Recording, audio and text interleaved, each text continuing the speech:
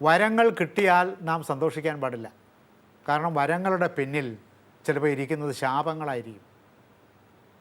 ചിലപ്പോൾ ശാപങ്ങൾ വരത്തിൻ്റെ രൂപത്തിൽ വരും.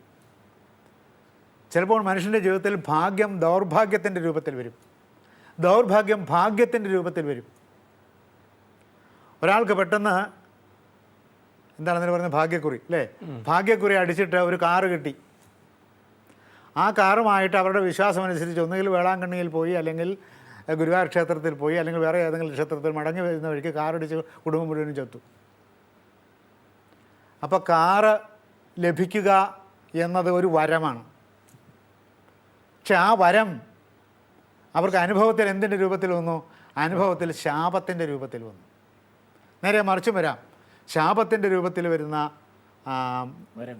വരങ്ങളും ഉണ്ടാകും. ഇപ്പോൾ കുന്തിക്ക് കിട്ടിയ വരം ശാപത്തിൻ്റെ രൂപത്തിലുള്ള വരമായിരുന്നു. ദുർവാസാവ് മഹർഷിയെ പ്രീതിപ്പെടുത്തുക എന്ന് പറയുന്ന ലോകത്തിൽ ആർക്കും സാധ്യമല്ല. അത് കോപത്തിന്, മനുഷ്യൻ്റെ പ്രകോപനത്തിന്, മനുഷ്യൻ്റെ ക്രോധത്തിന്, മനുഷ്യൻ്റെ ധാർഷ്ട്യത്തിന് ഋഷിരൂപം കൊടുത്തതാണ് ദുർവാസാവ്. ദുർവാസസ്, വസനം എന്ന് വെച്ചാൽ ഒരുത്തൻ ധരിച്ചിരിക്കുന്നതെന്നും ഒരുത്തനിൽ വസിക്കുന്നത് എന്നും അർത്ഥമുണ്ട്. എന്താണ് ഒരു വ്യക്തിയിൽ വസിക്കുന്നത്? ഒരു വ്യക്തിയിൽ വസിക്കുന്നത് ആ വ്യക്തിയുടെ സ്വഭാവമാണ്. അപ്പോൾ ദുർവാസസ് എന്ന് പറഞ്ഞാൽ ദുർവാസനകളോട് കൂടിയ ആൾ എന്നാണ് അർത്ഥം. പക്ഷേ ദുർവാസനയുള്ള ആളാണെങ്കിലും അയാൾക്ക് പ്രവൃത്തിയിലും പെരുമാറ്റത്തിലുമൊക്കെ വലിയ മിതത്വമുണ്ട്. അങ്ങനത്തെ ഒരാളെ സങ്കല്പിച്ചിരിക്കുന്നതാണ് ദുർവാസസ്, അല്ലെങ്കിൽ മലയാളത്തിൻ്റെ രീതിക്ക് പറഞ്ഞാൽ ദുർവാസാവ്. ഗുരുക്കന്മാരെക്കുറിച്ച് പറയും. ഗുരുക്കന്മാർ വിദ്യാർത്ഥികളല്ല ശിഷ്യന്മാരെ നേരിട്ട് ശാരീരികമായി ഉപദ്രവിക്കാൻ പാടില്ല.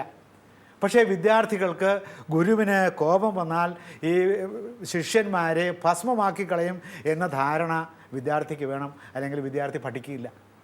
പക്ഷേ നേരിട്ട് ഉപദ്രവിക്കാൻ പാടില്ല. അതുകൊണ്ട് ദേഷ്യമുള്ളവരായി ഗുരുക്കന്മാർ അഭിനയിക്കേണ്ടതാണ് എന്ന് നമ്മുടെ ഗുരുവിൻ്റെ പെരുമാറ്റ സംഹിതകളിൽ അവർക്ക് കൊടുക്കുന്ന നിർദ്ദേശങ്ങളിലുണ്ട്. ഇപ്പോൾ ഗുരുക്കന്മാർക്ക്, ഇപ്പോൾ ഒരു ഗുരുവിന് കോപം വന്നാൽ ഗുരു എന്ന സ്ഥാനത്തിന് അവൻ അർഹനല്ലാതെയാവും.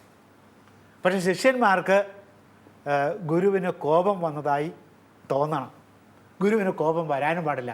ഗുരുവിന് കോപം വരാത്തൊരു ഗുരുവാണെങ്കിൽ ശിഷ്യന്മാർ പല കാര്യങ്ങളിലും വിട്ടുവീഴ്ചയ്ക്ക് അപേക്ഷിക്കും. പഠിച്ചുകൊണ്ട് വരേണ്ടത് പഠിച്ചുകൊണ്ട് വരാതെ നാളെ ആവട്ടെ എന്ന് പറയും, മറ്റന്നാളാവട്ടെ എന്ന് പറയും. എന്തു പറഞ്ഞാലും ചിരിച്ചുകൊണ്ടിരിക്കുന്ന ഗുരുവാണല്ലോ നമ്മുടേത് എന്ന് വിചാരിച്ചിട്ട് ശിഷ്യൻ്റെ ധർമ്മത്തിൽ അവർ ലോപം വരുത്തും.